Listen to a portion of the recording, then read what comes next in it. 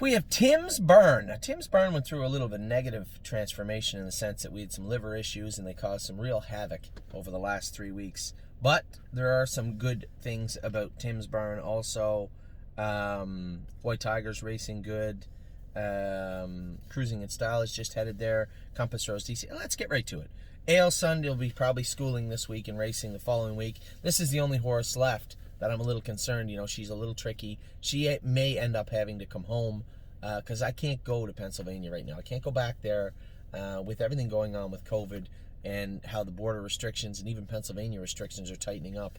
You know, and I know from the emails I'm getting from Flamborough and Woodbine that they're keeping a close eye on me and people like me that race in other places. So, Ale Sun, I hope she does well her first start back for Tim. If she does not, she's a horse that may end up coming back home. She's on the bubble. Is she even a horse that we want to have back here? Where are we going to race her? These are all tough questions. But for right now, I'm going to focus on what we can do, and that is trying to get Ale Sun back going. Tim and I will have just some discussions over the next week as to how that looks and how that looked after she raced. But for now, I'm just eager to see her back in to go. Beach Boutique will be ready to qualify this week. I think Tim said he trained her in 57. Said she was still on the right line. As I said to him, I know the vet said her right foot wasn't bothering her. So the thing with Beach Boutique is she has these little contracted feet, right? And they can get sore. And you always have to keep opening the heel up to let the foot breathe, so to speak. And that right one is just a little stiffer than that left one, and I think it causes her a little pain. If I'm not, I know I'm not mistaken, I'm positive, we raced her entire 2-year-old season with a set of flip-flops on up front. So I think most importantly, when you put that shoe, not only do you have to have it fit the foot, you have to open it up a little bit, sometimes even put a little fiberglass there to help it stay open. So Tim and I have talked about this, and he knows where I'm coming from. I mean, Tim's a great horseman. It's not like you don't have to explain anything to him. But I think, even though the vet said, nah, I don't think it's that right foot, I'm almost positive it is. And I think if we just make a little adjustment there, you'll see a difference. But again, I'm not there. I didn't go with her. I know when I went with her, she trained really well, but she was hanging on that line. So we got to get that fixed up. Otherwise, speed, strength, sharpness, she's there. Bottle of Red was right on the cusp of being sold, and then everything fell apart because this GGT, this high liver count that was going around.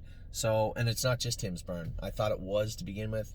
Or initially when I saw it, I said, oh, it's a bad load of hay. I had every reason to believe it was until, yes, this GGT jumped also, and a couple of horses around here. They say it's just something going around, which is weird, but have to treat it. Tim has struggled and got it under control. Got some of the other horses down. Changing of the Guard was a horse that had a high GGT and then raced well last week. So I'm looking for a rebound, a little bounce back also from him. He was good last week. I'd like to see him build on that. But Bottle of Red, as I said, should be ready to go soon. If nothing else, we give her a week off just to freshen her up a little bit. So it might be a blessing in disguise. We'll see when she's ready to go. As I said, Changing of the Guard raced well last week. I put him up for sale, and I never got one call. Not a call. And I don't care. I mean, as I said to Tim, I said to a number of our clients, this is a horse that you wouldn't have to talk me into it too much, but keeping Changing of the Guard, he's a nice horse. He's a giant 3-year-old that's going to be a nicer 4-year-old. When does he need a rest? I don't know. I really thought we'd have him sold by now. I bought him to race him and sell him, and we've done everything good except follow through on the end game, which was the selling part. So we'll see if he races good this week. Who knows? As I said in another video, it's very difficult to sell horses right now.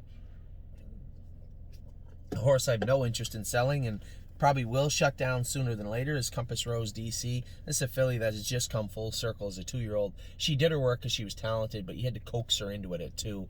She was cranky and sour, but she could go, and she was fast, and she proved it a multitude of times.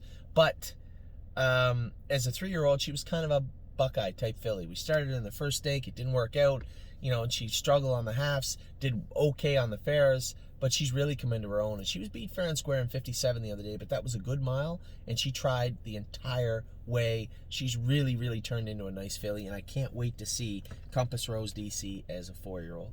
Cruising in Style now over with Tim, eager to see how he'll do his first start over there.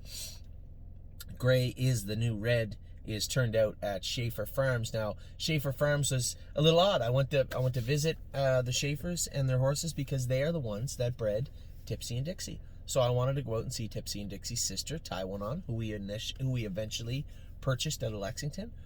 And we ended up doing some business. As I was out there, I loved their farm. I like the setup because there's a lot of hills, right? Gives the horses a little strength, especially in the hind end. Horse like Rose Run, why not? We want to see her bulk up behind, right? Gray is the new red, same thing. So we sent them out there to be turned out. And I got a call the other day. They wanted to send us a horse. So we ended up doing some business. And Miss Mildred, who's here right now, is from Schaefer Farms. So they have Gray is the new red for us. We'll bring her back in the next 3 weeks. Harvard Yard. That's our girl, our end of our Hall filly that Tim has. He broke her. He's training her down. She's looked good. I'll Play It Alone, another horse that was supposed to be sold, never got sold yet. We'll see how he races this week. Oh So Pine got hit with that liver bug, I guess, if you want to call it. I don't really know what it was, but he's jumped up even higher than Bottle of Reds and was slower coming down. So we're hoping to get him schooled and then race next week. We'll see. Path of Totality is not with Tim now. She is right here at Harry Polton's barn. She is going to stay here until she gets a chip taken out. I believe they said December 8th. The chip will come out of her knee, about 2 months of rehab. No rush with her. She was one of the horses I actually thought of sending to Florida to train back down, and I still might when it comes to Spirit of Dio, Globetrotting, Path of Totality. Braemar was on that list, but he's going to be back here now, so we'll see what happens with him. But 2 or 3 I'm still seriously considering sending down south. Rooney Blue Chip, another horse. One guy did call me about buying him, and he never got back to me. So I suspect if he races good this week, we'll see somebody else call about Rooney Blue Chip. But I was happy with Rooney the other day. I thought the horse raced really well. Rose Run, why not? Turned out again. This one's turned out at the Schaefer Farms. Should be out for another 3-4 weeks. And then White Tiger drew the rail on Monday. I think Tony Hall is driving White Tiger. He'll be a good fit for this horse. I think they'll both get along really well on Monday. So that's Tim's barn. We'll be back in just a minute. We still got Kevin and Harry's barn, Johnny's barn. Be back in just a minute.